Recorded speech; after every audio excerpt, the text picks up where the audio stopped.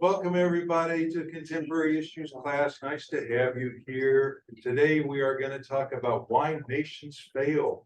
So it'll should be a good discussion about Afghanistan, Venezuela.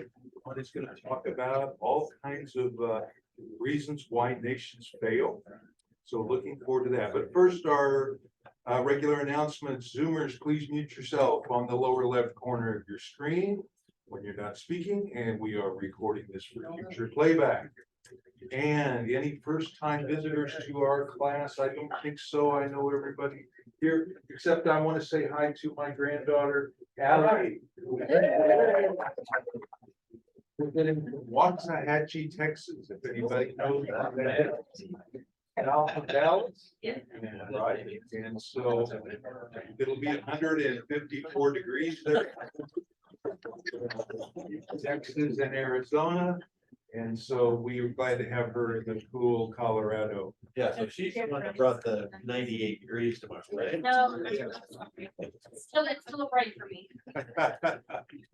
Also, another quick thing I want to mention too is good documentary on TV called Oppenheimer about on PBS about the guy who created the atomic bomb for America. And there's also going to be a movie released next week with Matt Damon called Oppenheimer. It should be very good.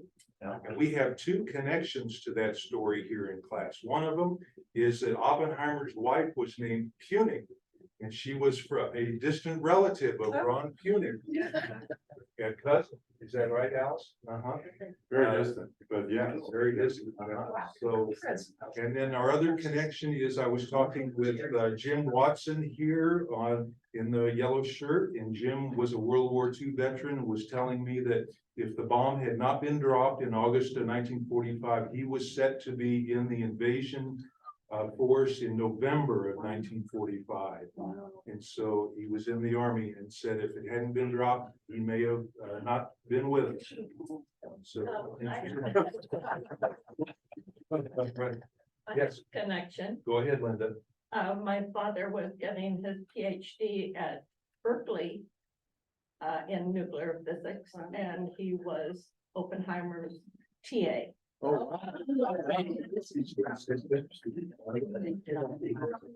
a slab on nuclear or, I mean, worked the industry for 15 years. Yes, that would be interesting. Okay, And connected with the movie. Yeah, okay. that would be interesting. As well as daytime radio. Right, okay. Any other announcements? Yes. If you like brass Yeah. concerts, the Denver Brass doesn't advertise this very much, but starting today and going through Saturday, they do what's called the Mendes Institute, and they give free concerts. The big ones are tonight and also Saturday night. They get brass musicians from all over the United States to come to DU to teach these college kids and kids that have just gotten out of college or master's degree, that are getting started in the field. And I've gone to their concerts over the years and they are amazing. Especially the one Saturday night is going to be like solos or small group people of the instructors. But tonight, I think the Denver Brass is going to be playing, but everything's free at the Newman Center. The only thing is parking. Yeah. If you don't want to pay their parking fee, see me after class and I'll tell you where to park. Because there's a lot of streets that have, restricted parking because people live there, they don't want to be, but there's places that you can walk about 3 blocks and you can get free parking, but it's a great opportunity and there's hardly anybody there from the community. It's all the students or the parents that are hanging around while their students are going to this Mendes Institute, but this has been going on for a long time. And then maybe you'll get so connected to Denver Brass that you'll go to all their Denver Brass concerts and show them. You can also usher for them. I've ushered for them for about 10-12 years. And then you get to see the concerts for free. But it's an amazing musical group. They also play at Bethany. It's a little farther north for the people at the Newman Center, but they also perform during their concert season at Bethany Lutheran on Hamden.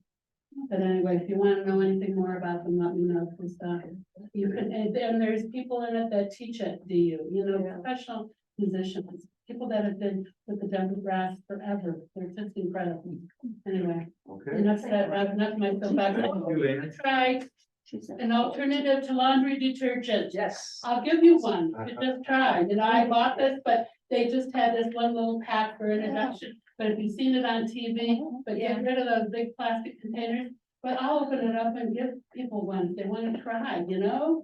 I'll just give it to you for free if you wanna try something new, but think about doing this, and I went along to a wonderful group called the Zero Waste Gang, which is different from the Earth Keepers and addition to, that I can tell you about another time. Okay, thank you, Ann. Okay, we want to give Ron plenty of time. I want to read 2 sentences just to frame this for you from Wikipedia, if it's all right with you, Ron. Since Ron is reviewing 2 books, Wikipedia does a great summary of issues, and this is what it says about failed states. Failed state is a state that's lost its ability to govern its populace. It may maintain legal sovereignty, but it's broken down in political power, law enforcement, and the ability to lead its people. It can be unable to tax and police its people, maintain its infrastructure, and it also opens the way for non-state actors such as gangs and paramilitary forces to take over the country. Nation building is connected to this issue. America, of course, tried to nation build in Afghanistan and Iraq, so that's an issue. But a few of the countries that it mentions as failed states are Somalia, Afghanistan, Liberia, Sudan, Chad, Congo, Haiti, Ivory Coast, Libya, Somalia, Syria, and Yemen. So that's just a quick introduction. If I could just add that on, and Ron will cover some of that and much more in detail. So, and I was asking Ron if we might discuss, could US ever become a failed country, failed state? Russia, could it collapse? So these are some things we might discuss. Did you say Ghana? I didn't. Ghana was not on the list from Wikipedia. Okay, thank you for letting me do that. Ron, okay. All right, as Steve mentioned, the key book used for today's lessons is Why Nations Fail. I'll pass that around. And as a secondary resource, Jared Diamond, who won the Pulitzer Prize for Gun, Germs, and Steel. Also has written follow-on books. This is one of his best follow-on books, Collapse. And many of the examples out of this book, he reflects on time he's spent in the state of Montana. He doesn't call Montana a failed state, but he points out the Bitterroot Valley and the counties around there. He talks about the struggles they have had dealing with many issues that threaten their economic stability and whatever. So a good book. Jared Diamond stuff is top notch. How many here, is there anybody here with a degree in economics? Just curious, okay? It's a subject that is difficult, it's important. It's a very complex subject. It's also evolving. The world is changing, and a lot of the economic rules that used to be considered, this is a gospel thought, you invest in this, you'll get so much return. A lot of the economic rules are changing. The world is changing, the people, its attitudes, the religions.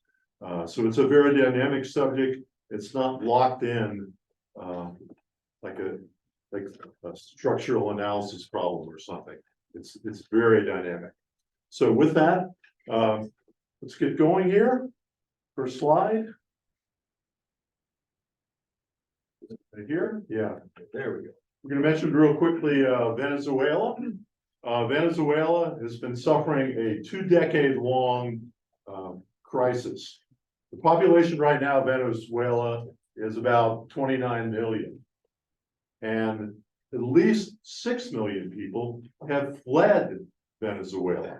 So do that ratio. A nation of 29 million, 6 million have left. It's a nation in crisis. We're seeing the effects of it on our borders.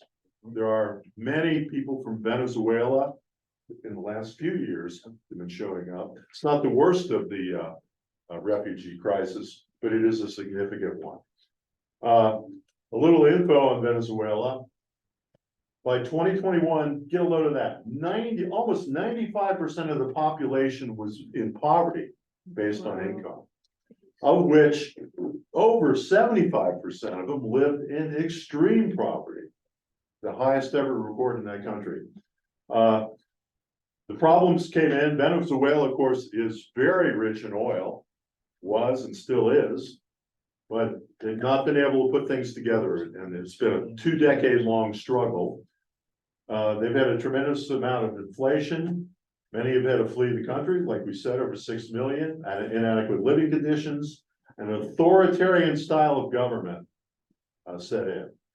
That's the picture of Hugo Chavez, a very socialist-oriented leader who took over starting in 1999.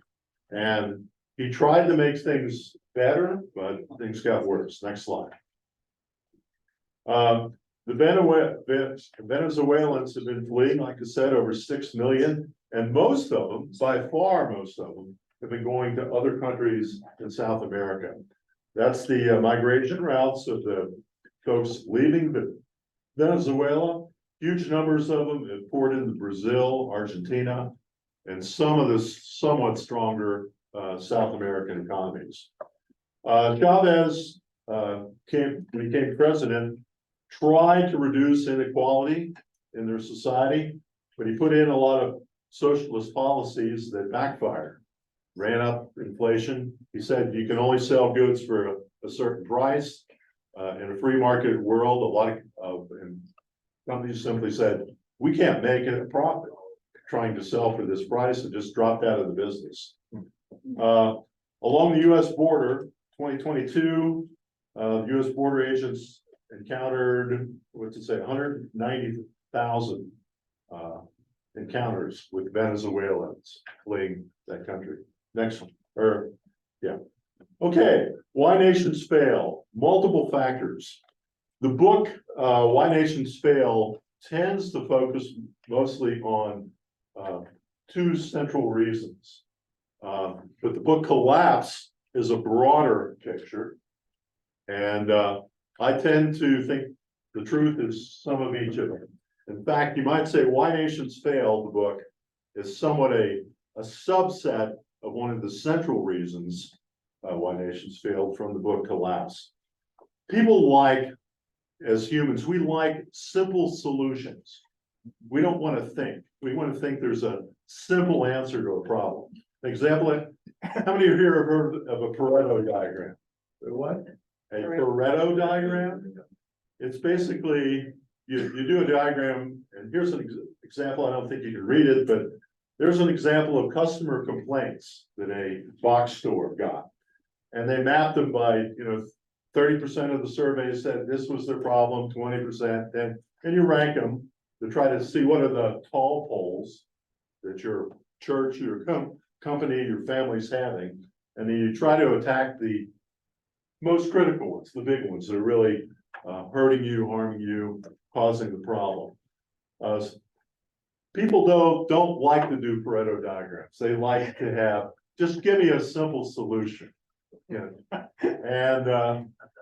there's a quote from our former fearless leader: I alone can solve your problem. So again, here's a case, and people want leaders, political, religious, and even business leaders that can step up on a podium and give them a simple, we're going to solve this, elect me, I'll take care of all your problems, I'll solve it. It's a painless solution.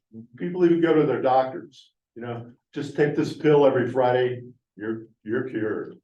That's what we want to hear, but so many issues in life are complex and have to be thought through, understood, and the solutions are sometimes painful, complex, and take time. Darn. Okay, so go ahead, Jim. I have a question. Have American companies helped Venezuela develop that oil resource, or was it developed by Venezuelans? I believe Venezuela may have taken control of a lot of the oil industry. I know other countries have come in but the Venezuelans, you'll have to check me on that, have done a bit of nationalization of that oil industry. Thank you. Okay, so what are some of the factors that can really mess up a country and screw things up? The classical one, geography. You pick a place like that desert scene there, poor soil, lack of water, extreme temperatures, that's coming on stronger. Isolation for trade and interaction. They've said one of the successes of Britain has just been its lucky location. It's got ocean, it's got pretty good climate, it's near Europe, it's got connectivity to a lot of markets and a lot of people. Other things, we'll mention Cairo, Illinois. I don't know if anybody's been through Cairo, Illinois. And you say, you just look at a map of the United States and say, wow, the Mississippi River meets the Ohio River. There ought to be a big city here. And it's dismal, and there's reasons why it's a dismal place. It's not succeeded economically. Okay, other things that can kill your country, conditions ripe for disease. You try to build a city in a Panama Canal zone, right, with malaria, pestilence, lack of water treatment, hygienic practices. If the peoples that populate that area don't have good hygienic practices, malaria swamps. And then one that'll really hurt you is just you're in the wrong place and you got bad neighbors. A good example, Poland. Poland got attacked by Germany, Nazi Germany, and Stalin simultaneously. Putin doesn't want to tell you that. He was in cahoots with Hitler. They were crushing Poland and killing people and conquering and all this stuff. And so if you're in the wrong zone of the world where your neighbors are bad, they're going to crush you. If you study the history of the American Indian tribes, you find that some were fortunate to get in areas where there were less hostile tribes around them that did well. Others, even some of the Great Plains, got pushed out by more aggressive hostile tribes that swept from the eastern part of the United States. Even our government pushed the Cherokee Nation out. Right. Okay, internal tribal conflict and hostility. They say particularly if you try to have two fundamentalist, overpowering religions take control of the country at the same time, things usually go really bad.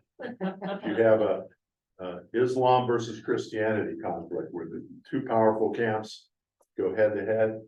That'll really mess up the country. Or any other kind of internal tribal conflict. And then with our guest speaker. I was just thinking of our speaker from Sudan a few weeks ago, was talking about the tribal conflict and the extreme weather and the disease and just all those factors made that country fall apart. What's that rock song? We gotta get out of this place. Yeah. The last thing we ever do. Girl, there's a better life for me and you. Is that your anthem? Makes you feel bad for those people that they can't flee those areas, they can't grow food, they can't get along. What's the answer for them? I have no idea. Okay. Other things could really mess you up. If the people have a lousy work ethic and even a criticism of Islam has some Quranic rules that will totally mess up an economy. I think there's laws on lending. I'm not an expert on the area. Or even religious practices that said you all stop work at 12 o'clock and go pray. You can have religious practices that put the kibbutz on religion.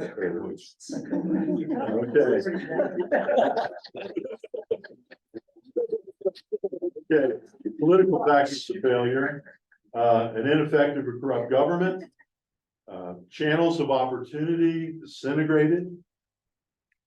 Eric Schmidt, who sat in the class, talks about his visits to Latin America and how so many of the kids down there just there's just no channel of opportunity. They've all been shut off. We also find that a lot of society where there's kind of a ruling elite that have kind of got control of the country and aren't sharing. In fact, we look all through history and there's innumerable examples of that happening. Spain versus Britain during the time of the French Revolution.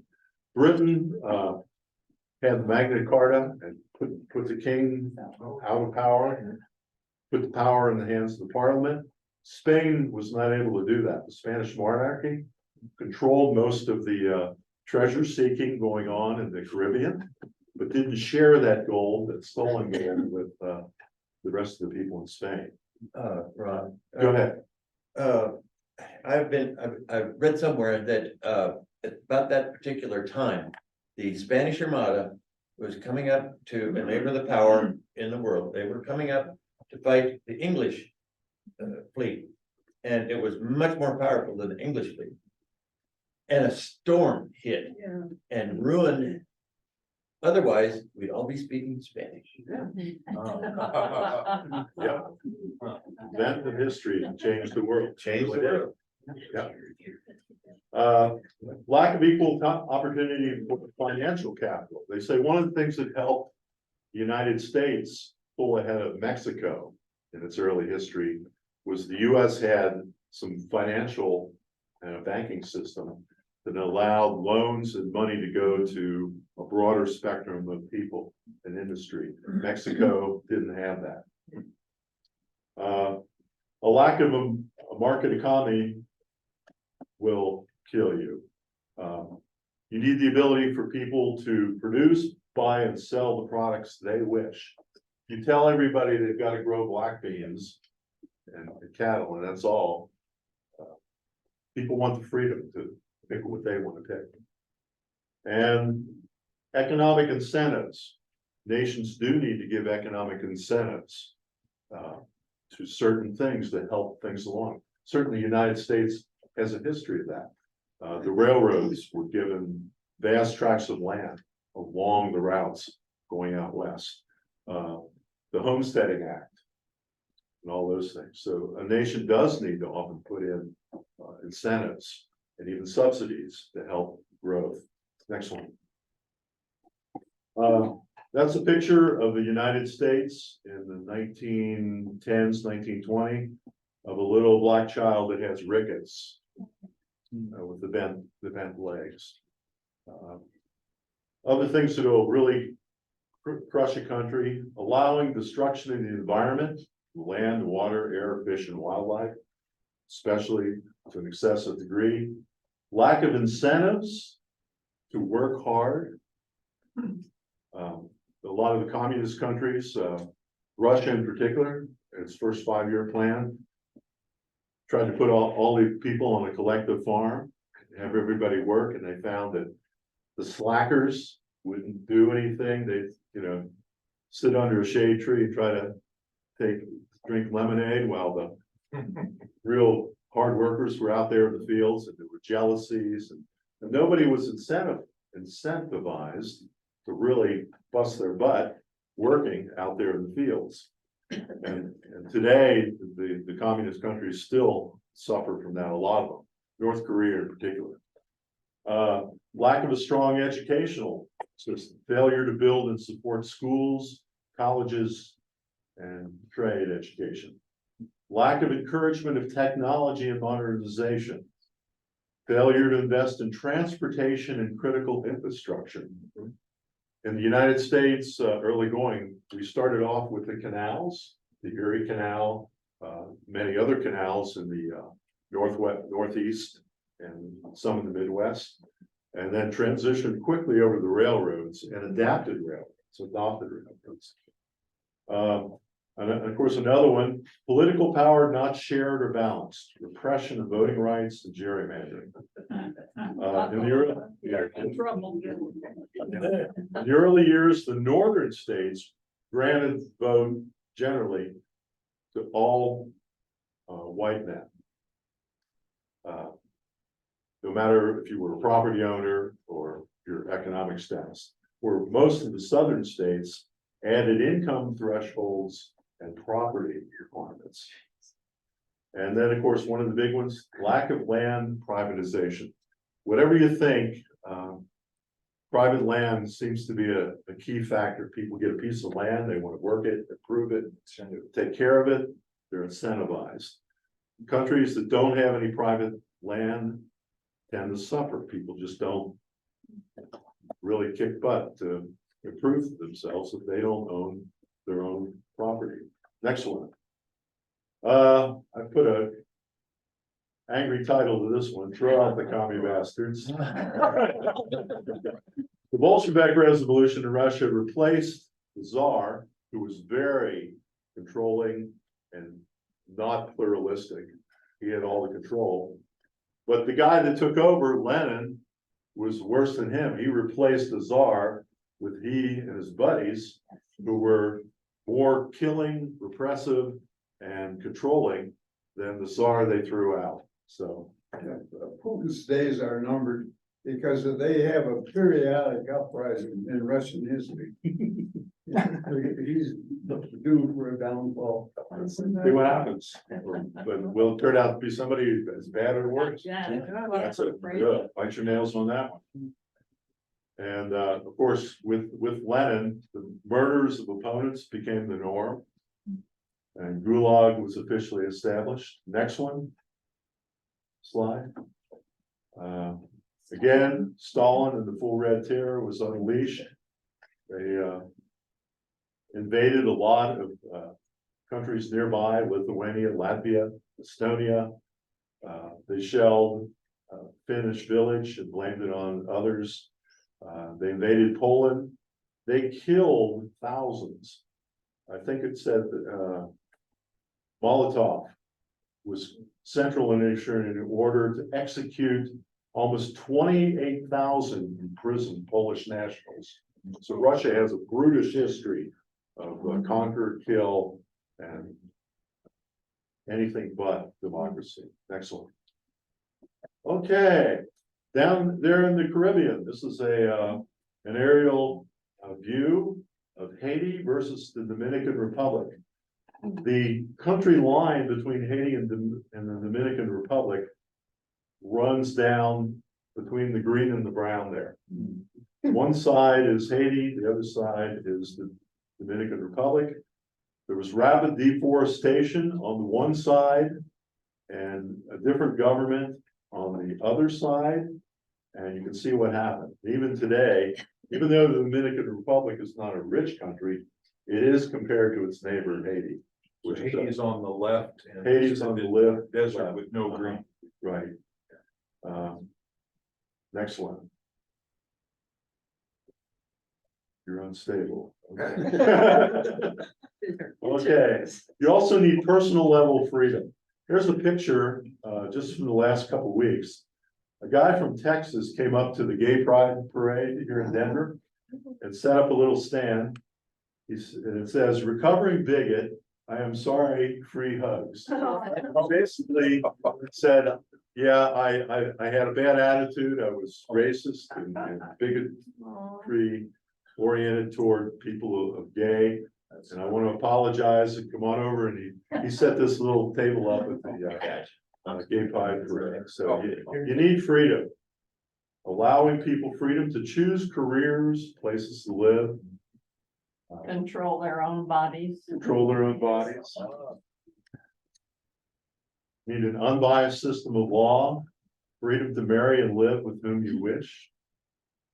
And permitting entry of new businesses. All right, and then I've mentioned in a prior lesson, the book Sundown Towns by Llewellyn, I believe.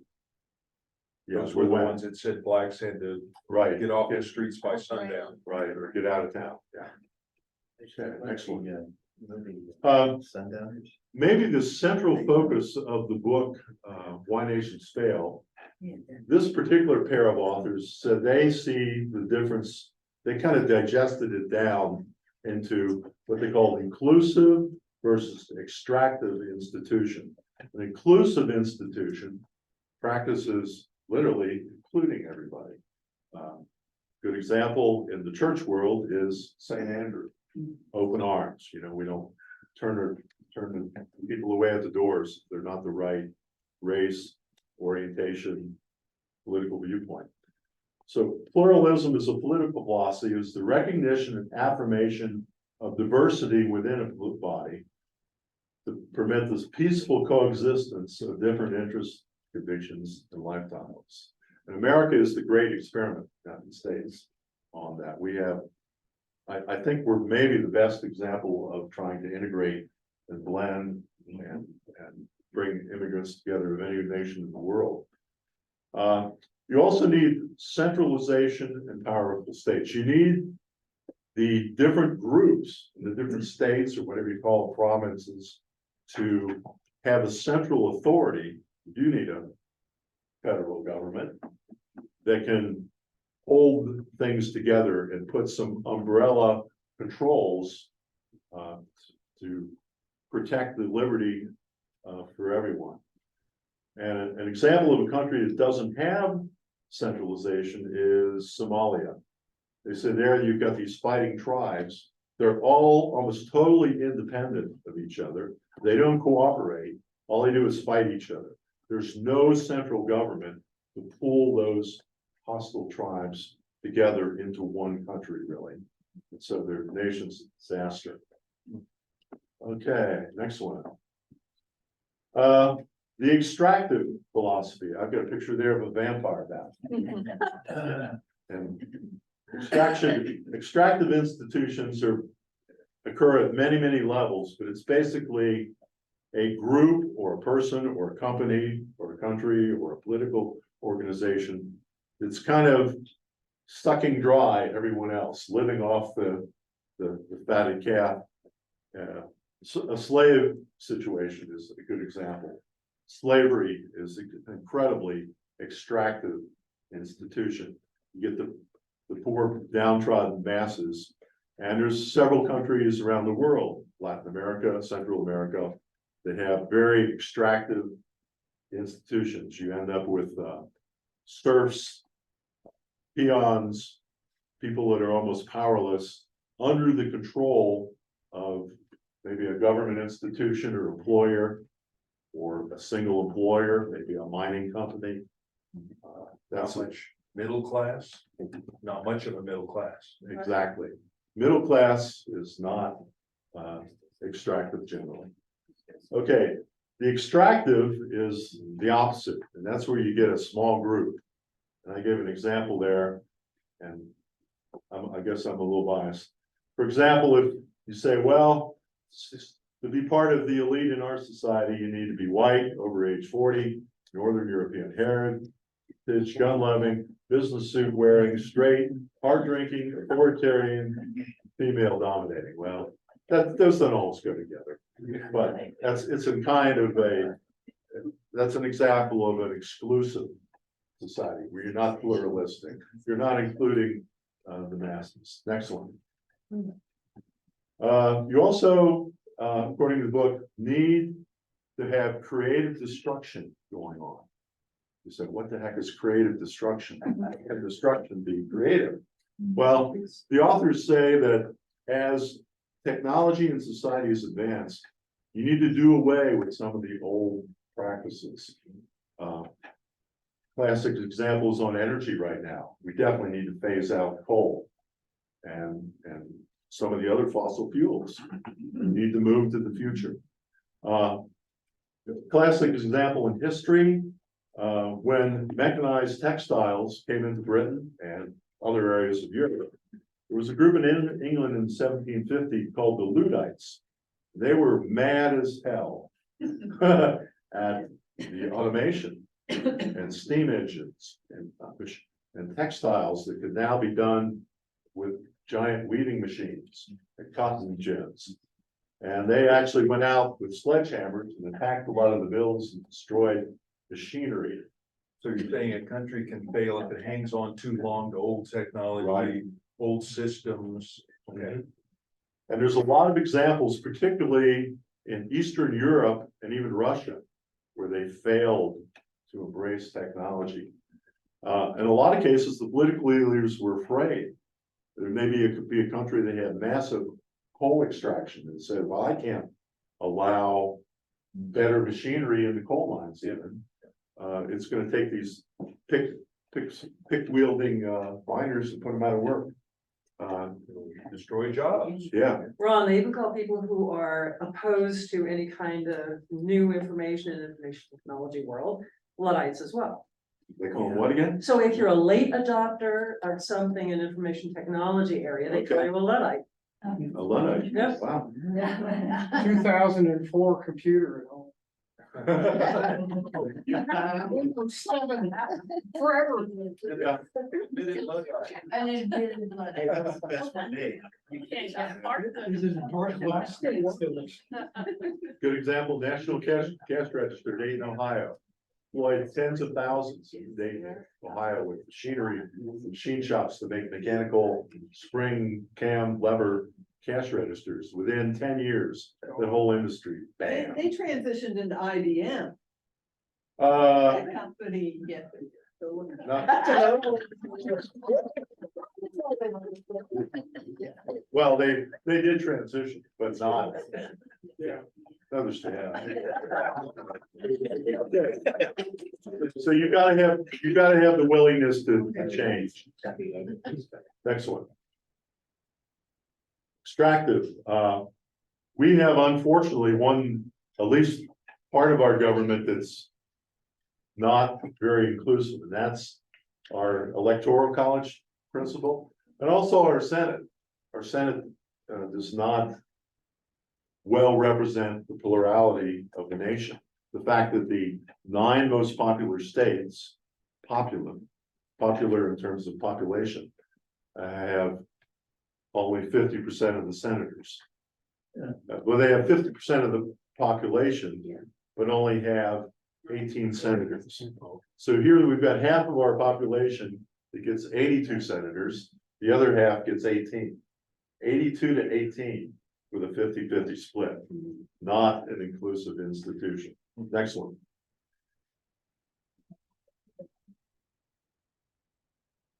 Okay, extractive institutions can still grow. China's a good example. They have managed to have some incredible economic growth. Soviet Union also was able to get tremendous economic growth in the early 30s with their 5-year plans. And they poured a lot of resources into modernizing agriculture and military investment. But it looks like, next slide, the Russian plan seemed to have come to an end around 1970. The fact that they poured the massive resources into the military and the agricultural, trying to modernize it, and it brought their nation up a good deal, but then they didn't diversify into the other areas, and they didn't inclusivize their country enough. So their economic growth stalled to a great extent. And today, the Soviet Union or Russia only has a GDP of about 1/10 of the United States. So they're a long way from being an economic Quick thing I read yesterday about that, if I could share, in the news, the European Union is 7 times as large an economy as Russia. It could defend itself and help Ukraine if it wanted to, because it's 7 times as large economies and budgets as Russia itself. So the US ideally wouldn't have to be spending billions to help Ukraine. If the European countries got together, they could easily do that themselves. New York Times yesterday. Okay, next one. Let's see, after the extractive Guatemala. Is that it? Yeah. Actually, back one. Okay. We had mentioned the sub-Saharan nations. So many of those are caught in this extractive institution. There's a picture of a palace that Putin built near the Black Sea for himself. He's got a phenomenal amount of wealth that he's put into his hands and that of his friends. Next one. Guatemala. A lady did a good sound economic study and found that a core group of just 22 families that had ties to another 26 families controlled basically the economic and political power of Guatemala since 1531. So there's less than 100 families. Granted, some of them are very big families, but they're less than 1% of the population, yet they've got total, almost domineering control of Guatemala. It goes on to point out that half of all people in Guatemala live in poverty, and the poverty rate rises to nearly 80% for the indigenous people of Guatemala, which make up about 40% of their population. It's got the highest levels of childhood stunting. I guess that's nutritional deprivation of children so they don't grow. Frequent droughts, dry quarters. And they've got in a lot of cases in Central America, they've got vicious cycles of one group taking control. They get toppled, another one comes in and doesn't solve the problem. All right. Ron, I would add, we were Peace Corps volunteers. Oh. You may remember we did a program several years ago for the class. But people don't know what happened in Guatemala. And back in the 60s and 70s, there were 125,000 indigenous population slaughtered in Guatemala. And we never read about it in our press. Terrible atrocities, but we never heard a thing about it on radio, on television, in newspapers and magazines. It was just an ignored topic. It was politically not a favorable thing to be talking about. Right, 60s through the 70s. Who murdered this in Vietnam? Basically the military, which was controlled by the 25 or 30 families who controlled Guatemala. Wow. This is a graph of the foreign aid, US foreign aid that's gone to Guatemala. And it plots it from the year 2001 out to 2021. And it was hovering, it started at about 150 million. And it moved up to 300 million. But who's president doesn't matter. See those two blue lines there? That's a plot of the aid to Guatemala during the Trump presidency.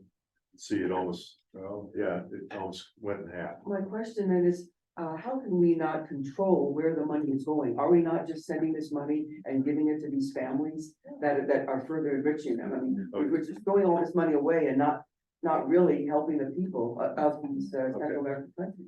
The book does go into that, and it said it varies from nation to nation. In a lot of cases, huge amounts of aid money gets diverted into the hands of the wealthy.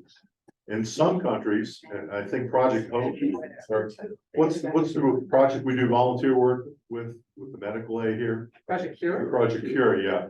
They've come up with a technique to make sure the medical stuff gets to where it's going. It's also a more difficult thing to steal and hijack. So it varies from country to country very greatly. And you're absolutely right. We need to find better ways, get the aid to the people in need and not have it all diverted and siphoned off by. Yeah, if we're giving the money, it seems to me we could have control over where it goes. We would just say, no, this is where it's gotta go here, otherwise we're not gonna give it to you. I mean, it seems like we're at fault some ways by just giving this money and not really determining where it's going.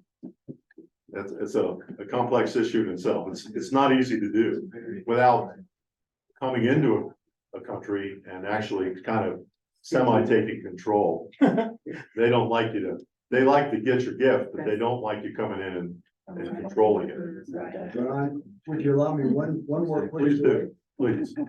When I was 23 years old, I took 3 peasants from the village that I was working on a water project with. And we had, through that water project, we had gotten together, figured out what every family ought to pay, what every family could give in terms of labor, in terms of money, in terms of limited resources. Then USAID did a project, $1 million for the introduction of potable water into Guatemala. I took 3 peasants, we got on a chicken bus, went up to Guatemala City, went into the ministry. I was lucky enough to make an appointment and walked into this office, talked to a guy in a nice silk suit who explained to us that they had to establish the office, they had to hire a staff, they had to buy vehicles, they had to create their bureaucracy. And they said, now, if the United States will give us another $1 million, we will have money for your project. Oh, yeah. And I said, thank you very much. I went back and I talked to 3 ranchers in the area, private entrepreneurial folks. They gave me the money that I needed. We bought the pipe to finish the water project. I did 5 more projects after that. I never went to the Minister of Public Works. I always went to the property owners and shamed them into donating money. People they work for. Oh, wow. Or, I mean, they weren't for, Dialect direct. and they were happy to do it. How economics really works. At the local. Ron, we've got 10 Yeah, minutes yeah, left. let's, We've got 10 minutes left. yeah, let's. Okay, Wait, Carol. Carol, yeah. Oh, I was just going to say, the United States, the misappropriation of taxpayer money. We are the ones paying the taxes. We have no control in many cases. It's a very political thing about where the money goes and who is helping and how it's working. And I have no idea what they're doing with my taxpayer money. I write the check to the feds. What are they doing with it?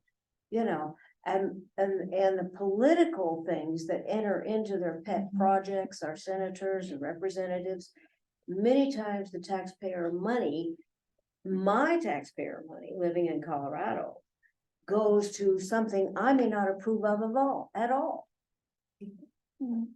So it's all about United States taxpayer money and who's paying the taxes. Right. Okay, we need to move along, finish her up here. This does talk about critical junctions in world history. One of the most famous ones is the 1688 Glorious Revolution in England, where it was a bloodless revolution. The power transferred out of the monarchy to the people, and it transitioned the country into a parliament-based pluralistic society, which broke up a lot of the monarchical control and really set England on a better course for the future. Unlike Spain, did not do that. Poland, Lithuania didn't do that. Russia did not do that. Next one. That's just a graph showing where the railroads went and where the serfs were, and there are 2 different maps. And then North Korea, that's a map from Space at Night. How many have seen this one before? Yeah. Yeah, guess where North Korea is? Just look for the dark blob. And you've got the same racially DNA people in both North and South Korea. But I heard the latest news, the South Koreans are on an average 4 inches taller in adulthood than the North Koreans. They have 10 times or more the wealth. Their life expectancy exceeds that of the North Koreans by a decade. And of course, North Korea is a classic example of an extractive society. There's no private property, no markets, no freedom of what the choice. And there's a picture of Kim Jong-un. Nuclear threats. Okay. Then there's the Brazil success story. Bolsonaro has been voted out of office, and Lula has come back in, and the Brazilian economy is doing pretty good. He's now protecting the Amazon forest again. That's what, And he's put in some programs to help the poor around Rio de Janeiro in particular. Some good stuff there. All right. Let's get into a howling man discussion. oh, okay. I think there's a wild card in here in terms of where we're going with all this, it's called China. And when you're talking about these countries where the money comes out, our money is coming out, China's going in and buying all these families and doing this across. So the prospects of change for the future seems to be somewhat limited. Ron, I wanted to know if there was any mention of aging demographics and how that impacts an economy of a nation. It was in New York Times this morning. And China, I think it's in 20 years, is gonna have a huge problem because most of their population is gonna be what they call it prime age, whereas younger people are gonna be more in the, African nations, and something about the US were green or something. I'm thinking about the graph that they showed. But is the age of the population something that could make a nation fail? Oh, absolutely. Yeah. The book kind of concludes by saying it's really important to have educated leaders, smart leaders that are willing to make educated decisions to try to adapt to the changes. Gotcha. The people that dig their heels and say, this is the way it's always been done, doom themselves to failure. It's the people who can adapt and change. That's survival of the most of those who are willing to change. Yeah. I don't know. Yeah, I could- Linda, go ahead. The book was written in 2012. Do you right. know of anything that has updated it and included how the US is going down this path?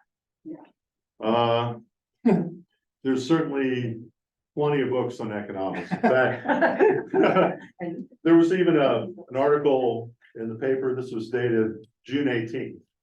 And it talked about why it seems everything we knew is no longer true. And this particular article in the Denver Post from just a month ago talked about a lot of the economic we thinks and we thought are changing on us.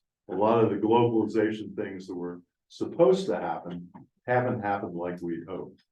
Again, there's a need for us to adapt to what's really happening and change. So there are more books on this subject, absolutely. There's a lot of them out there. he hasn't And it's- updated it though. To the best of my knowledge, there's not been an updated edition of this Needs to particular be book. one. When we talk about why nations fail, I was wondering if there's anything talked about the Byzantine Empire, the Roman Empire, and then in more modern, well, the Spanish Empire, you've already, Yes. but the British Empire, back after World War II, not lost India, but they gave, and so what are some of the causes of some of those various Okay. empires? The book is, I think at least 500 pages. It's extensive, and it goes way back into world Okay. history. It talks about the Roman Empire, the Greeks. Yeah, they're great. The Middle East, the Byzantine Empire, the Turkish Empire.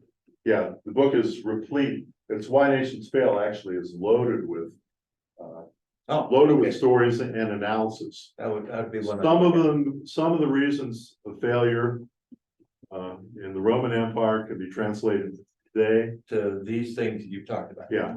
So. How many? Yes, 500 page book, so there's a lot of reading. The Roman Empire. Fiat currency. 800 years.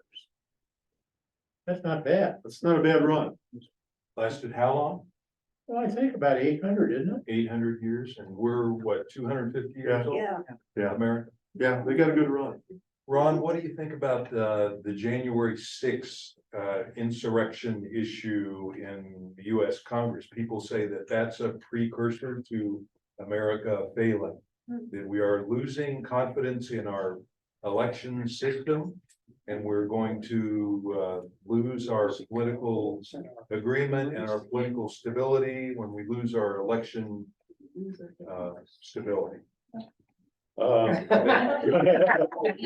In 20 minutes. In a nutshell, I will totally agree that democracy is fragile. It doesn't just hold itself together. It does require respect for rule of law. In other words, if you're the president and the Supreme Court makes a certain ruling, you have to abide by that, whether you like it or not. Unless you're Harvard University. Yeah, so there is. Although Andrew Jackson didn't. Yeah, right, the Supreme Court basically in Andrew Jackson's time said that the Creek Indians have been wrong and Cherokees have been wrongfully deprived of a lot of land in Georgia and Mississippi and demand that they be given it back or whatever. And Andrew Jackson just flipped them off and said, you guys don't have the power to enforce it, throw them out. Well, then they went to Oklahoma, Yeah, and that's the Trail of Tears. exactly. Yeah. So yeah, democracy is fragile and strong economies are fragile. Which is really interesting, because in Oklahoma, the Supreme Court reversed all that and says the Indians own all the land in Oklahoma that was theirs before. Yeah. 100 some years later. Very good. Well, we're out of time. We could do another hour. Very good topic and presentation. Thank you. Join us next week. We're talking about radio.